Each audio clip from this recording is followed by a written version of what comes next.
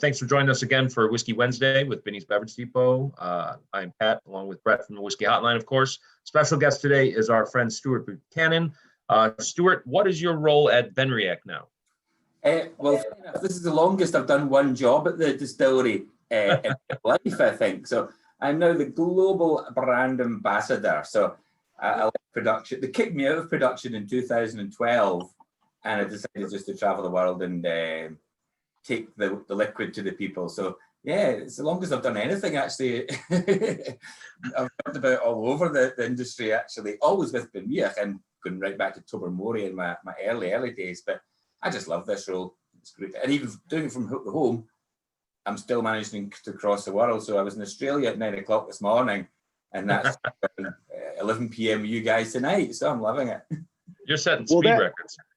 Well, that's interesting. You talk a little bit about that background, because one of the things that Venriac was known for, especially, I mean, they were really known for it when Seagram's owned the facility and it was part of Chivas Brothers, and Seagram started doing some interesting experiments, but Billy Walker really ramped up, you know, what was going on there, and you were a part of that. So, I mean, I think people are kind of interested in hearing all what some people would think in their time were crazy things that you guys did when Billy resurrected BenRiach after buying it from Pernod.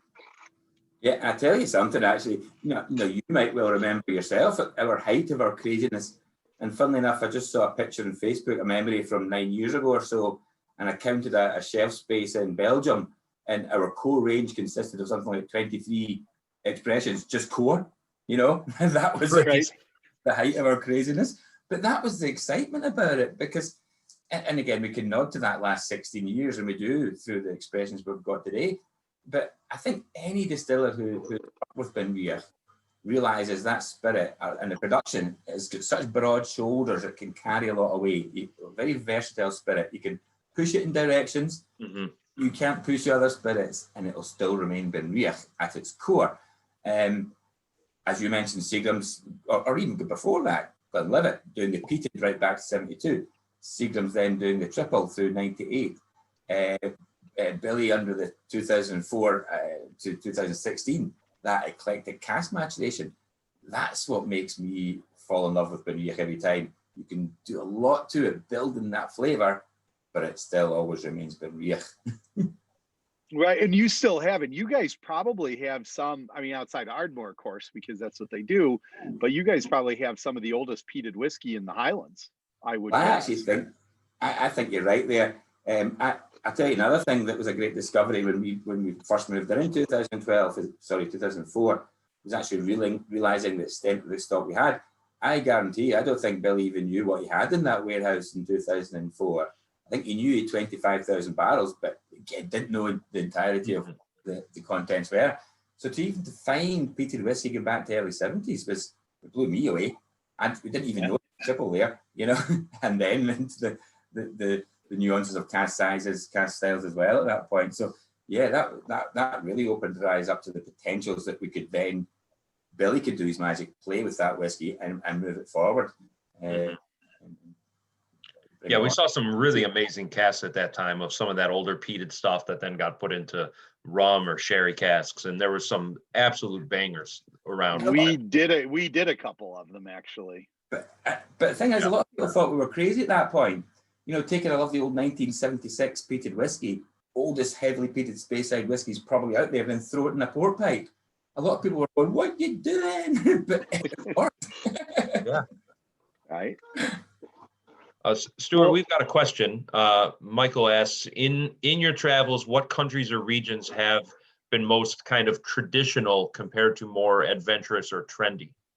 Oh goodness, it's funny. That can go a lot of ways, I suppose. Yeah, I've seen it change a lot, and that's another thing I like about traveling. When as a small distillery, there's only 6 of us in the distillery, and then let loose the world and seeing our whiskey on the shelf. What blew me away is the stand-up bars in Tokyo, for example. When you go into these small stand-up bars and the dedication of the bartender, and they'll pull out, expressions that left the distillery years ago, and they know every single detail of them. So that was, I suppose, definitely an eye-opener to see that dedication to single malt they have. But nowadays there's so much of the world opening up. I can't really put my finger on somewhere now that's, the world in the last 3-4 years, it really has gone crazy. But yeah, it's a great pleasure when you see something you've made on the other side of the world, and people have got that passion and dedication for it. I think the interesting places just now are probably Australia, obviously with their homegrown distilleries, but also the passion within the country itself for whiskies of all types. That really excites me. European markets, Poland is extremely strong. I would expect Poland in the next 5 years to probably outsell traditional markets like maybe Germany, France, Belgium. Wow. That's good. You And then just it's think vodka when you think Poland. That's good.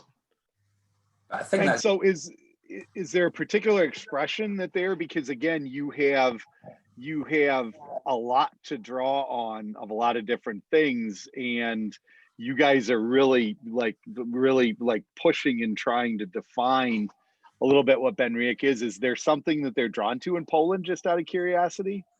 I would say, and it's a funny thing that's happening just now, it's more about flavour than it is about whiskey. You know, everybody at the moment is diving into flavour like never before. And it's funny because we've always dived into flavour. But if you look at any whiskey show just now, or even how people present and promote, it is about flavour as being now the first thing that everybody's pushing forward. And we're just lucky we've been doing that for the last 16 years, so we're kind of ahead of the game. Right. So these new BenRiachs, they're 10 years old. So you would have still had your hands in these when they were distilled then, yeah? I had more than that actually, Pat, and that's what makes me so happy.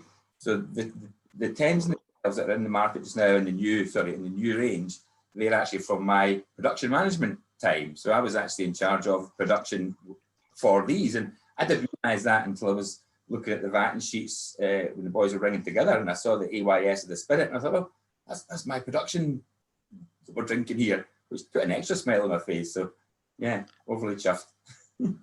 So that's cool. So, I mean, BenRiach's always had, like you mentioned earlier, just a dizzying array that could be considered the core range. And I think it's good to kind of like focus it down a bit here. And so we've got 10 and 12, both peated and non, essentially going forward, as well as some older expressions. We have a 21-year-old that's, I think we just got, right, Brett? And And a 20, some of the old 20-year-old we're cleaning through. And then the peated batch 2. And we've had some regular batch strengths that have come through, but it looks like you're trying to narrow down a little bit now on the 10s and the 12s going forward. Yeah, I've got the 10s in front of me. You want to kind of break down the 10s for everybody? Yeah. Here? What have you got in front? You got the older label 10, Pat? We have the new. We have the original. One. Yeah, the original 10 and the smoky 10. Okay. I'll go to this side. My virtual background's screwing with it a bit. So yeah, and it's good to. I think what we could really do is look at a time frame here, because you know we're evolving. Any whiskey range, any whiskey portfolio will evolve on the shelf as your warehouses have evolved through different maturation. You know, it's obvious. Yeah. But it depends how long you've been doing these things. And then that's what I'll say. We're very lucky that we have been playing around with these casks for 16 years, you know, moving them in directions, learning which way to go, where to push them, how long to push them, how to bring them together. I really do feel at that point back then, you're probably looking at maybe Glenmorangie and Bruichladdich doing the same extent as we were doing back then. Many others, of course, doing it now. But I think what you'll find here, and I don't even have to know this, as soon as I pop the cork in this, one thing that's far more laden in this now is that honey note. The honey has always been there, but even in my nose now, the honey is, I think, the most evident change that's come through in this expression. Also, it's more luscious. So we've ripened the fruits. The green apples, the orchard fruits were always there and always run through the heart of BenRiach no matter what. Mm-hmm. Combination of casks here and just that ratio of casks, Rachel's really found something to elevate that more ripe side of the orchard fruits and ladle on more honey. So this is like on the nose, honey poached pears every day. It's really beautiful. You can kind of tell that it's got a bit of bourbon cask influence now. I think there's a bit more vanilla to it than it had maybe, 10, 12 years ago. Yeah. And it's But always, it has backbone too. There's still some backbone there, right? You get those overlaying, which you normally think of as sort of thick, sweet spices, but there is a nice little layer of spice in there that sort of keeps it together, especially on the finish. well, do you know what that's coming down to, I feel? And what you'll feel even in your lips, it's far more viscous. It's oily in texture, but not oily in flavor. There's far more viscosity in your lips coming through in this. I really put this down to the virgin oak casks, because we've really driven up the virgin oak quantity here, which again is going to heighten and caramelize all the typical American oak notes. It's going to give us that lovely heat sensation of the spiced oak in our tongue, which doesn't ever get too hot. It just comes up beautifully, then ripens back again. And the Oloroso sherry. So there's bourbon, virgin oak, and Oloroso sherry. 3 different casks coming together here to layer in these flavors. Now, you're never going to say this is a big sherry expression, and it's not meant to be. But looking at the quantity of Oloroso sherry we're using in here, for me, that's just, again, keeping the distillery honest. That's keeping actually a lot of the BenRiach intact. So you're using a lot of big virgin oak, big bourbon barrel, influence here. For me, with the you've got to remember size of cask as well. By going up to the 500 litre Oloroso casks, you're not letting that sherry overtake. You're keeping focusing the spirit more forward, which just helps keep that balance. That's what I was going to ask about the virgin oak. This is part of a very small minority of Scotch distillers that are using much virgin oak at all. Yeah. I mean, it tends to throttle malt barley distillate pretty well. I mean, malt barley is a little more delicate of a grain, I think we would say, than, something like a corn or a rye whiskey. And how much virgin oak's in there? I mean, it's in check. I mean, sometimes I've had some virgin oak, single malts that have been in the virgin oak for 10 years and they just taste like wood at that point. No, that's right. I always say it's like being a beaver, just chewing wood. Yeah. But that's again down to the sweet fruit forward nature of BenRiach spirit and the broad shoulders that can carry that weight. And we actually found virgin oak barrels going back to the 80s that were probably Seagram's filled when we looked at their inventory back in the day. So even back then, they knew it would work. And God, we didn't even know that was there. That was crazy to find that. I think we released a couple of them as single casks back in the day. But BenRiach does work very well with it. Another thing that I think's enriching the virgin oak here now is back in 2016, obviously with Brown Forman acquiring us, we no longer take the virgin oaks from the local cooperage at Speyside. We used to take them, beautiful casks as they were. They were hogsheads, 250 litres, toasted and charred. We didn't really control the toasting of charring of these. We got them off the peg, really. Beautiful casks as they were. That would be coming into our warehouses. But as soon as Rachel started with us, she started working with the cooperage in Alabama and really bespoking that toasting and charring of the virgin oak. But also what that meant is we were using American standard barrel size rather than the hoggy size. So lessening that or heightening. Yeah, about 10% smaller, yeah. Exactly. Yeah. So even that wood ratio is different, concentrating that. The bespoke, it's a medium char, medium toast, again, designed to elevate and lift BenRiach without overpowering it. And we tried maybe 3 or 4 different char levels, toast levels to find that right point, and just looked at the progression of those. So I think that's maybe what's heightened here, maybe compared to the old ownership virgin oaks and the combination that we're using in this one. Now, are you filling new make spirit into the virgin oak, or is that something where once it's seen some time in used wood, then it might go into virgin oak? I filled a lot back in 2004, and we'll fill for finishing, but probably 3 years plus. And I think that's another great thing when it comes to all of what we've done actually in the past. What it means is Rachel's now got a bigger larder to choose from. So she looks for virgin oak elements. Yeah, she's going for maybe what's a 3.5 year finish. But then she can dip into some full maturation if she wants to get more edge on it. So all the work that we've laid down in the last 16 years gives Rachel, I think, the biggest larder in Scotland actually to pull from, not only in cask, but the amount of time these casks have been finished and how she can then build the whiskey in with that. It's amazing. She must have been going crazy when she first looked at that warehouse. And I think, as you mentioned, Brett, trying to make sense of it all probably took a little bit of time.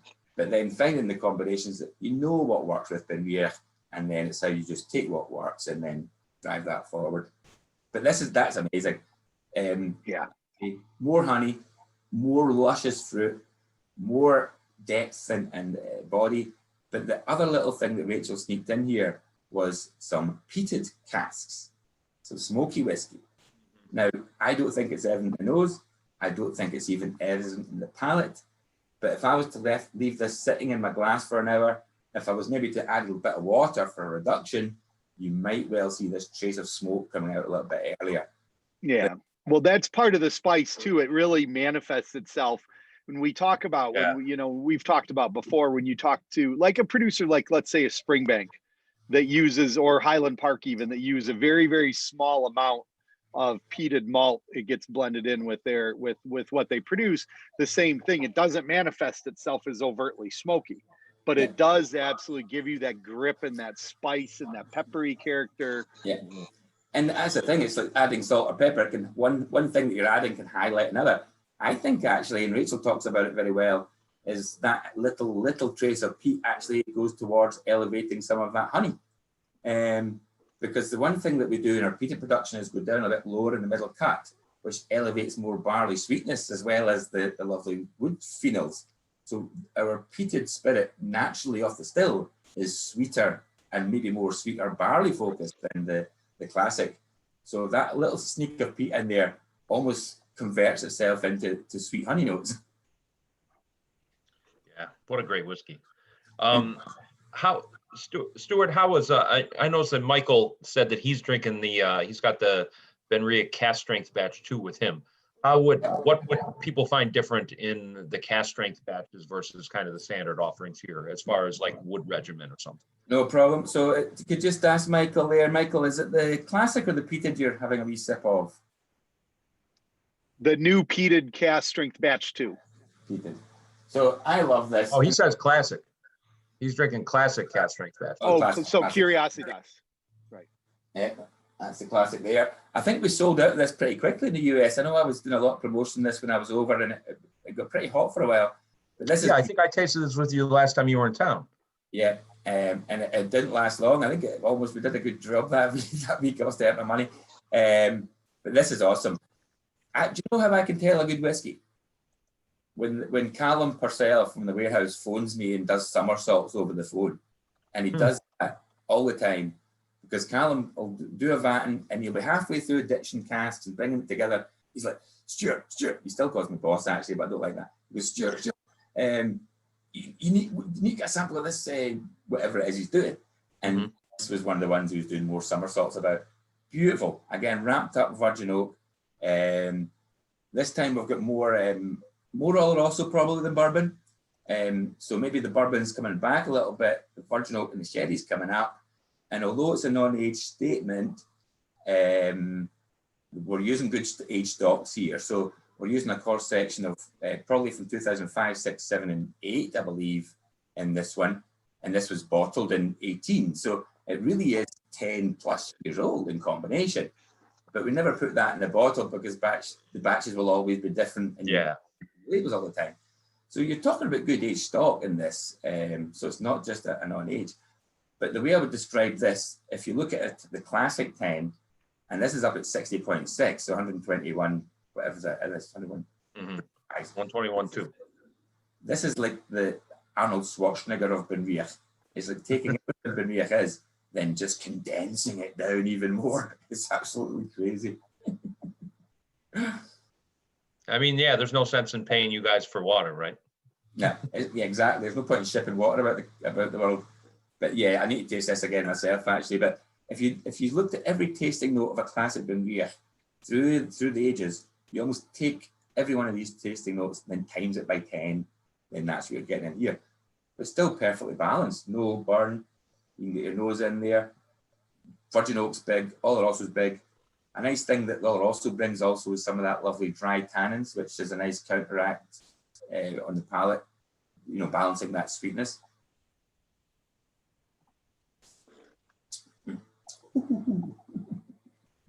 So what was the difference in that and the construction of the batch 2?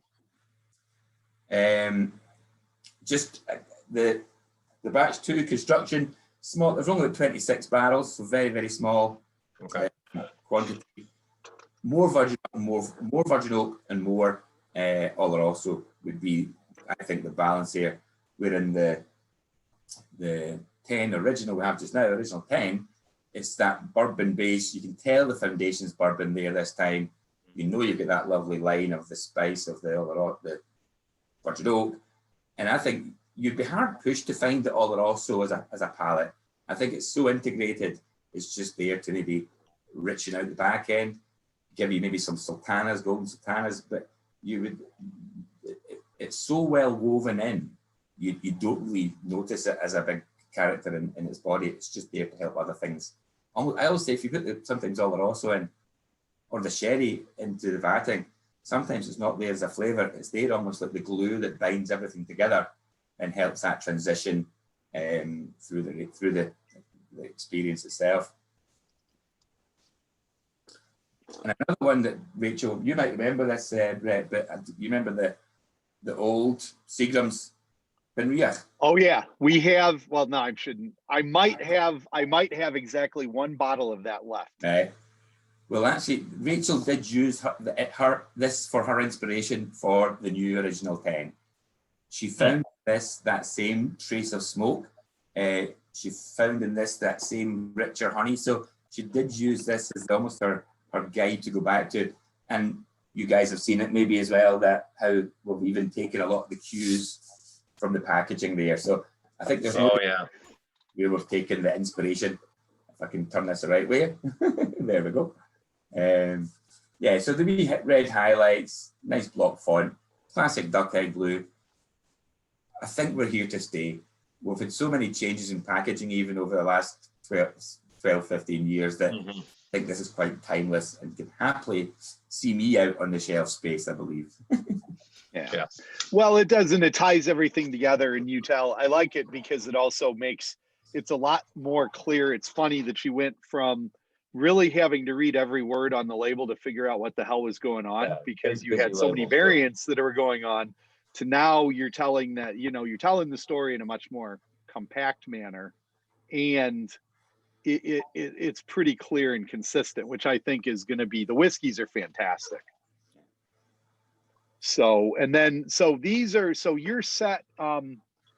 So what other variants, now that we kind of have, we've got 4 core products that are going to be rolling through, then what other things are sort of potentially up your sleeve coming up in terms of, are there going to be any rotating special releases or anything like that? Yeah, and I think that's another thing we wanted to try and even clarify was the message that we have, what we are doing at BenRiach. So, we are doing smoke season, for example. So we used to do that any time of the year. Sometimes it would be in April before a shutdown. The peak production would be kind of maybe quite sporadic where we would do that. So we needed some kind of system in place where we knew what we're doing. Rachel knew when the whiskey was going to be available and make use of it as far as people coming to visit. So we've really got a great strategy through the year now where smoke season has actually just finished. That's always going to be in the fall through September, October. Now, again, COVID put us back in this a bit. We would have hoped to have a peated, a smoke season expression, which would have been 100% peated barley and at cask strength. So almost another evolution of the peated cask strength. That's going to be good. But under smoke season. Also, another one I'm really looking forward to, which hopefully should be in the spring of the year, maybe an evolution of the classic, but with a bit more storytelling in it, or not storytelling for the sake of storytelling, but storytelling for the sake of palate, is the first run of the floor malted barley that we first produced back in 2012. Oh, cool. You malted it yourselves? I didn't know there was a malting floor there. Yeah, that was the first thing that was the last thing I did before I left, was get the floor maltings up and running in 2012, when we did small volume, 6-8 weeks of production there, gives us 4 days in production in the still house, So it was a reduced bulk, but we kept that separate. A lot of people will combine floor malted and bulk malt together when they mash through. But we decided if we're going to do it, let's make sure we can taste what we've done. And we've decided to mature it all the way through, produce it all the way through separately, mature it separately. And Rachel at the moment is going to be looking at that and seeing how she can bring together malt season, which will be again a small batch, cask strength example. I would say smoke season will always be May, April, May, depending on when the frost goes. When we start, the germinations will be good. So that's something to look out for in the spring. So I think that's nice. You know, there are 2 points to look out for: spring, autumn, which you're looking forward to. And then are you targeting, when you're doing your floor maltings, are you targeting any specific barley, either any barley hybrids or a particular farm or farmers? Well, it's funny you said that, Brett, because it was a bit of a shame actually, because we didn't know the volumes that we needed, to be blatantly honest. When we started up in 2012, even the farmer who actually, now what a story this would be, the farmer who's right next to us in Venriac farm, right, the field's right beside us, he said he knew I was doing this project and said, well, I've got the land here, if you want to grow some barley, we can do it. But I couldn't commit to volumes, and it's, you know, it's a big expense for him and dedication for the farmer to dedicate that for it. But I just couldn't give him numbers, so we had to decline that offer. Now, who's to say that we can't get that offer back? But that's maybe a project for further down the line. So it's something we'd have loved to have done. But Chris Maltsters at Broke Gordon, they are great, and we've got best quality green malt coming in from them for that. But how exciting would that be further down the line? Yeah. Yeah, if you can get closer. I mean, it's those projects have been, a couple of the projects have been done, and I think it really wraps up for people, you know, the importance of terroir, which I think that sometimes people forget about in Scotland, which we like to talk about a lot, because even in Speyside, which has, you know, 40 odd distilleries, whatever, there's still, each of them have their place. Yeah, you're right. And I think particularly, that's what I love about Venriac. And it's a strange thing actually, and I urge anybody, if they come to Scotland and when we can start traveling, and maybe a lot of the viewers will come to Scotland and visit distilleries. See, when I go through a distillery tour as a visitor, I'm not even looking at the machinery at first. I'm smelling what's around me. Mm-hmm. You know, I'm smelling in the mash house area. What am I smelling in the fermenting area? What am I smelling in the still house? If I can still taste that smell from the surrounding area of the production, and I can still get in that glass, I think the master blender's done a good job, because that's you always want to trace back to the DNA of the distillery. And Venriac, you know, very high minerality in the water, 4 water, temperature controls through the flushing of the mash, long fermentation, lovely pear-shaped stills, big middle cut. So even every single part of the production is really driving forward these flavours to the new make spirit we've got, which I think is so much terroir influence. It's unbelievable. So yeah, there's certainly a sense of place, you know. Yeah, and speaking of sense of place, it's a perfect transition to one of our questions. Yep. One of our participants has asked if there's a difference between Speyside malt. Can you comment on the differences in Speyside peat and the peat found on Islay or Mull, and then how it's going to affect what you're doing? It's not a dead mouse. It is a bit of peat, honestly. It's funny, I was just talking to Australia this morning, and I've got a big peat thing coming up with them, and I've actually got some Mull peat, Skye peat, and Islay peat coming to me to do this Highland peat thing I've got. But it's quite easy to see here, hopefully, because if you look at the structure of this peat, now, you can look and see how much texture and root fibre still in there. Mm-hmm. It really is such a fibrous malt, peat. And actually, you measure peat. Peat is really gauged in feel initially rather than anything else. So you can get deep dug peat, which is what we call buttery peat. You know, just melts away in your fingers to nothing. Yeah. And actually, the more vegetal fibrous peat in the top layer. So what we've got here is peat from, it's probably just about 15 miles east of Glendronach, actually. So we're just down the kind of Aberdeenshire Highlands with it. But it's well inland, high hillside peat, it's deforestation of the old Caledonian forests. So this is falling down trees, you know.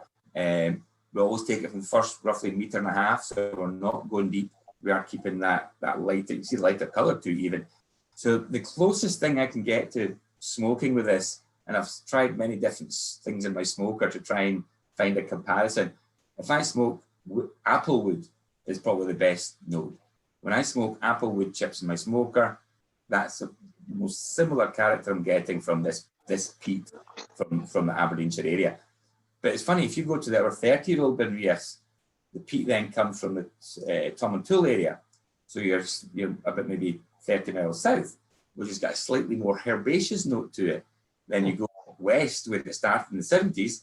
It's hard to define because age softens that peat with time as well. So you're never quite sure if it's age that softened it or the terroir, but definitely going back to the more sweet wood smoke again.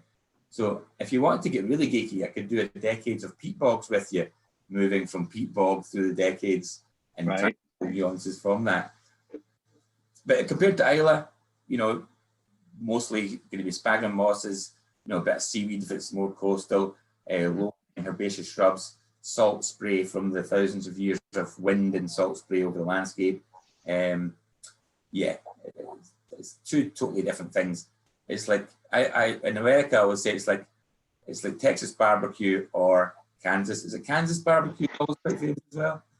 Yes, Kansas City. Texas, So Kansas City, yeah. Texas, and North Carolina, And Memphis. We got a lot of different barbecues. So that's what Boy, between talking about fully stocked larders and barbecue, you really captured Pontani's attention tonight. Exactly. Well, now and see, it's a bit late for you, but we're walking into. I'm actually about to go have barbecue as soon as we're done this evening. Nice. Which Benriac would you pair with the barbecue, Brett? I think it's pretty obvious the Smoky 10 here. I'm tasting the Smoky 10 now, and this is wonderful. Yeah, I'm on Smoky 10. I'm torn between that and the batch strength 10, the peated batch strength. Yeah, and the lovely thing about the Smoky 10, historically, I don't know if I've said to you guys when I've ever met you, but historically it was a Curiositas in the portfolio. The Curiositas was always my go-to dram, and this is just a further evolution of that. So we're talking about the same 3 casks. You can definitely still tell we're using the bourbon as the foundation casks. We'll still get a little bit of that virgin oak, but not as much, but it's there. But the major thing that's been ramped up here is the rum. So the rum, Jamaican rum. Yeah, Jamaican rum casks, huh? Yeah. And I think that's where we're starting to move into the more exotic fruits. You know, the high ester Jamaican rums are going to start changing the orchards into exotics. You maybe what I think about this, and I'll make you hungry again. It's like taking a big bit of fleshy pineapple, drizzling it in maple syrup, putting it in the grill, caramelizing that flesh, you know, charring down that pineapple, and then taking a big chunk of it. Now I'm hungry. Yeah.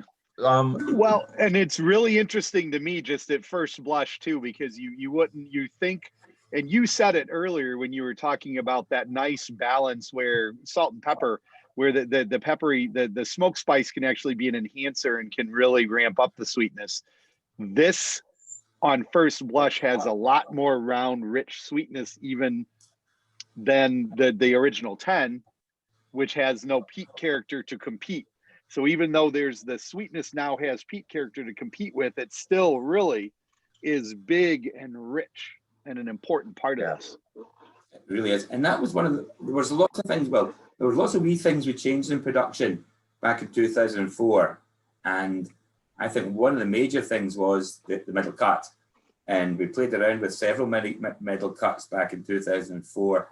And it probably wasn't until maybe into spring 2005 that we really kind of got the cuts we were after. And the major thing with the peat was actually just lowering the cut. So short 4 shots, big middle cut, go down to probably about 59.5 ABV in the cut and the peated spirit. And if you start sneaking down there, that's where you get more sweetness. The barley sweetness just really gets exposed at the lower end alcohols of the peated production. So even in the new make form, we've always got that more luscious, honeyed, sweet barley sugar note in the spirit even. That's really interesting because you think, right? Because normally, at least I think that I'm going to get all the fruit and sweetness out of the estery, right? The estery compounds are the things to me that always seem to provide the sweetness, and that's the high alcohol. It's interesting that you're getting that character when you get into deeper, because I always think of that as the more oily, dirty, spicy sort of character. I always say, you're straddling the boundary of being beautiful and barley focused or turnip juice, and that's what I always say. But you've got to be right on the money there. Right. And if you could be brave enough to sneak into that block, it's the barley which is exposing more of its flavor and character. Wow. So, Stuart, something I noticed on these 10s, the original's bottled at 43% and the Smoky's bottled at 46%. What was the thought behind that? And are either of them chill filtered? Yeah, that was again a good decision, keeping the 10 Smoky 10 and both of the 12s are at 46. But I think to push forward more of the riper characters of the fruits, taking that down to 43 just helps that luscious fruit forward note come through more. So I think it's a nice wee touch there. I'm glad you noticed that. Funnily enough, in the last month that we've been activating with these, nobody's mentioned about chill filtration. But I think if you look at these glasses and see the viscosity, it's got more viscosity than it's ever had and more legs than it's ever had. Oh, yeah. But the reason we don't put it on there is I think we're far more conscious of quality control these days, and especially with most things having a trace of peat running through them. Peat is actually more probably susceptible to flocking as it travels. So what we've decided is if Rachel needs to chill filter this, she can. I'm not saying she does every time, but we've put that little caveat in there that we've not committed ourselves on the bottle. But if she feels that she's potential of flocking in there, and she knows that when she's pulling a vacuum together, actually. And even chill filtering these days, you're not going to be chill filtering down to, low level temperatures anyway. Down to 0 like you're used to or whatever. You'll take it down a bit. Sometimes with the peat, again, it can be more susceptible to do that, just with the oils there. So it gives us the flexibility. I was always under the impression that if it was 46, it was kind of de facto unchill filter. Yeah, that's true. But you will find, even I'm sure in the cold of Chicago, you've seen some high ABV peated whiskies flocking. For sure. Yeah. So you can give it a quick rub and it's away. No harm in it. But I think that just Rachel says ourselves, give me the choice if I want to do it or not. That was her opinion. That's fair. I really love how integrated the smokiness is in the Smoky 10 in particular. Yeah. I think it's, often smoke's not a subtle flavor, and it's, so to have it so well layered with these ripe fruity notes, and like you said, exotic fruit, and with that kind of Jamaican rum, I always think of that kind of overripe tropical fruit note, and it definitely it just sneaks in there. But and that's another one that's not a subtle flavor that could easily be the dominant flavor here, but it's very well put together. Yeah, I really like. And Rachel's that she's wise here as well. So all the casks that go into this aren't from the Smoky production. Mm-hmm. She has got an element of non-peat in there, which again means when she's bringing it together, she can really play more tunes with it and get, I think, more consistency also, because you commit yourself to using all the same, all smoky, all peated expression casks. You're going to be all over the place as far as consistency, bottle to bottle. So giving her some non-peated expression in here as well gives her that, I think, that a target to hit. And again, expose that balance, I think, in them. Well, Michael had asked us earlier if there was any kind of expressions or releases that kind of turned out differently than expected. I mean, when you're going through these things with the various heated batches and all these different barrel treatments they're seeing, we tend to have a lot of preconceived notions with something, with the flavors a port pipe's going to give or the flavors a rum barrel's going to give. Have you been surprised by any of these over the years? Well, it's funny, I don't know if you guys, I'm sure you will remember Solstice, which is a great peated expression, one of my favorites. There was a 15 and a 17. But we did the 15, and it was all, at that point, it was all Tawny Port hogsheads, and it was beautiful at 15. But when we left it 2 years later, for some reason, the peat had almost disappeared in the hogsheads, and the spice came in, and even the richness of the fruit went back. But then that's why in the 17-year-old sauces, we then had to combine ruby port pipes and the hoggies. For some reason, the hoggies, the larger cask, the 200-litre pipes, held the peat more and gave us more of the round fruits, which then meant the hoggies' job was to bring the spice. And that's the thing you can't plan for. You just learn to have that as you're tasting it and looking at it develop. So that's the fun of it. That is the fun. What you're doing today, you don't have an exact idea what you're going to do with it in 5, 6, 10 years' time. You just taste it and go with where it wants to take you. People always talk about Tokai being probably one of the hardest styles of wine styles to use. Mm-hmm. And I did, again, check these casks every week almost, and overnight it turned into, brute aftershave, you could say. It went from being the sweetest thing I've ever tasted to brute aftershave overnight. So yeah, these things catch your eye, but it's a learning curve as well. And I think that's why we would never commit to doing 100 cask styles. You do 1 or 2 at first, you do 3 or 4. You're not filling your warehouses full of something you don't know where it's going to go. So yeah, every day is a school day. So I don't have the 12s in front of me. Is there a different cask regimen on the 12s versus the 10? There is. So, and just to touch on this as well, you guys will get it all the time in the shop. Your staff are fantastic. But I know sometimes you get some consumers saying, I don't drink 10s. I only drink 12 and above. But do you know one of the best things about this 10 smoky 10? Mm-hmm. All of these casks in here are American standard barrels. So they're all 200 litres. So you've got to think about that when you think about age. They're hitting their sweet spot right now, Yeah, I was going to tell you, Pat, I happen to have the benefit of having it in front of me because somebody who's listening to us just dropped off the sample kits today. Yep. So I happen to have it, and I forgot that I was smelling the 12 that I had poured it, not the 10, Stewart. But one of the things you talked about is how you get that malt character to come through more at the end, which to me was counterintuitive. Holy cow! This literally smells like I stuck my head in the kiln and grabbed a handful of the barley, the peated malted barley, because it smells like peat, but that malt character is so rich. Yeah, especially on the nose, and I'm almost getting like a minty cinnamon sort of character, a little bit. I like that tingle, that kind of really fresh. That's what BenRiach should always be fresh, bright, crisp. That's what BenRiach should be. And I would never want to see a heavy BenRiach particularly, and it doesn't really get heavy. I've seen us using the biggest Oloroso cask, the biggest PX cask, biggest Barolo barrels. It never gets heavy. It always stays light and fresh, which I think is a great expression. You mentioned there actually that lovely line that runs through.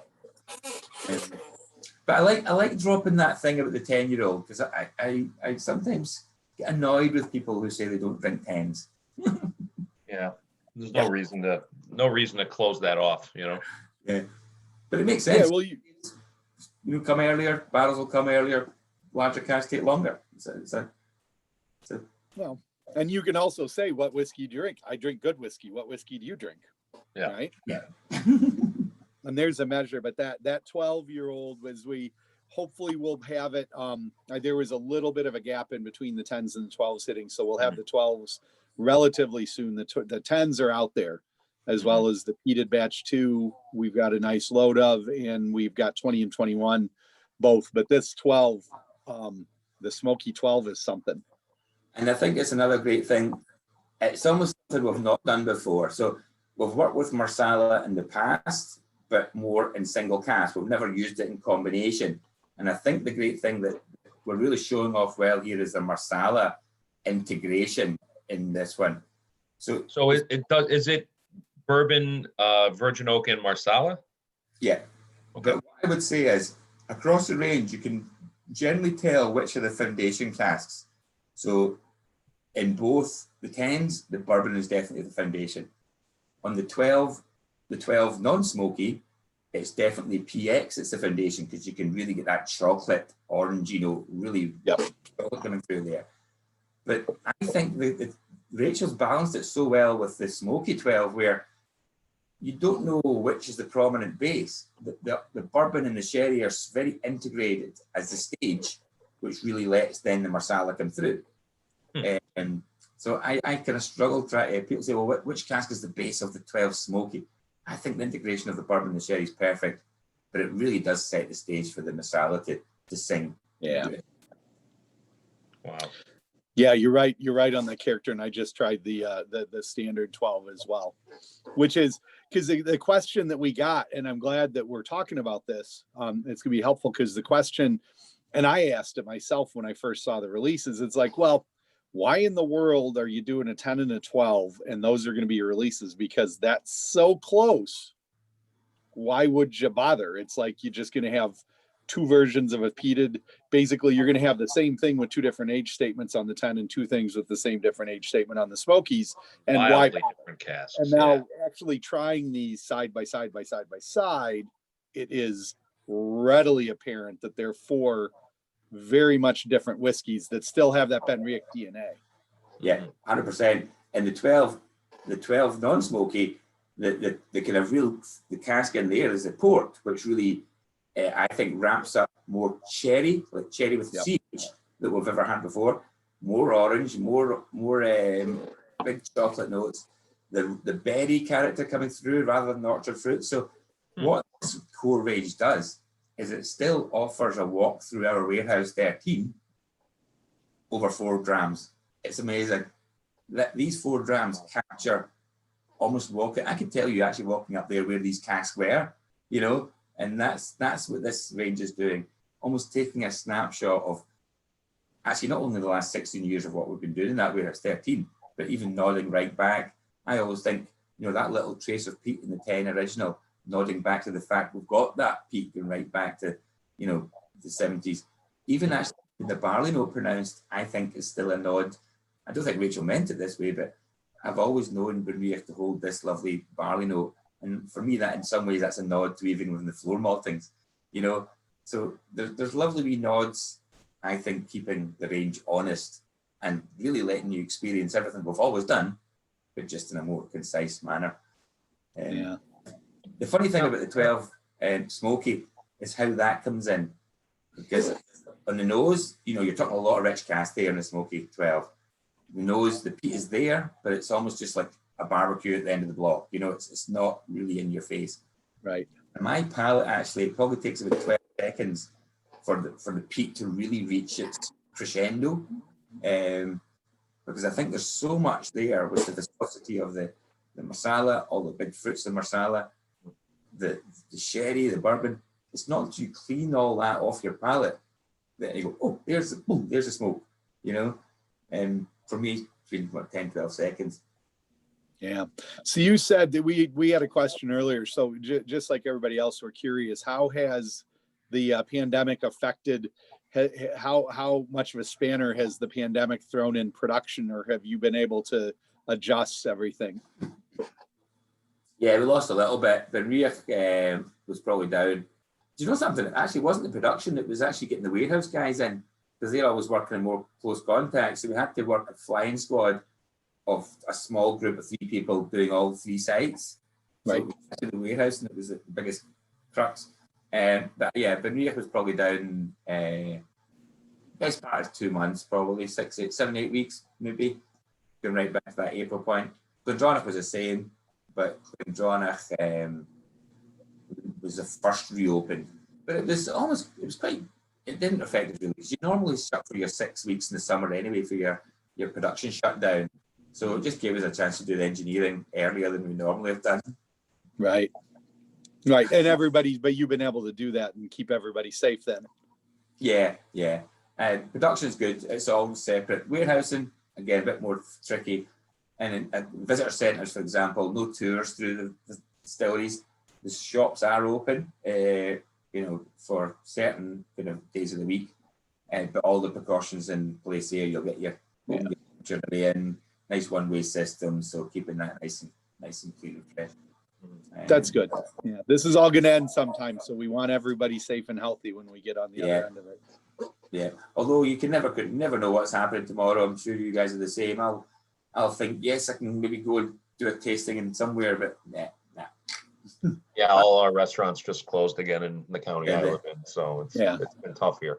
Yeah. Stuart, the other new expression that's permanent with the new lineup is a 21, right? Or is that going to be a more limited release?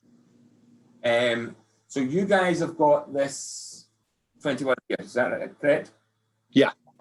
Yeah. So Okay.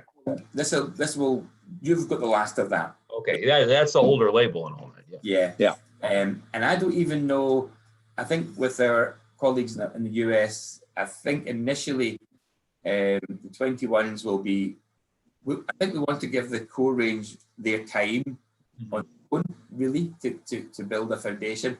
So you might be looking into, depends again with COVID, etc., maybe into the spring of the year, where you'll start to see the new 21 coming through.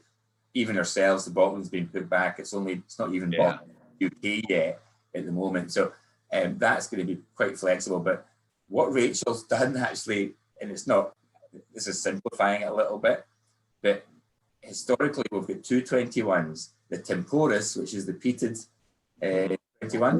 Which we got to try when I got a bottle. I was so excited because we were talking about, taking some of the last product just so we have it and we can offer it to everybody.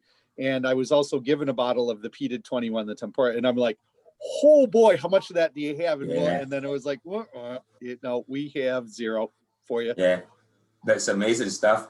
And I think, and then he knocked the bottle over in the office and broke it, so we couldn't. Goodness. That's I only got to try it. Unfortunately, the rest of it soaked into the carpet. I would actually put it up there like the old Solstice, actually. That same that same level of smoke and the same big body, big fruit. So what Rachel's going to do really is almost, this sounds as if I'm simplifying here. She's not just combining the two styles, but she's always going to weave the peat in to the vintages as well. Mm-hmm. They'll all be 4 cask combinations, and the new range 21s will be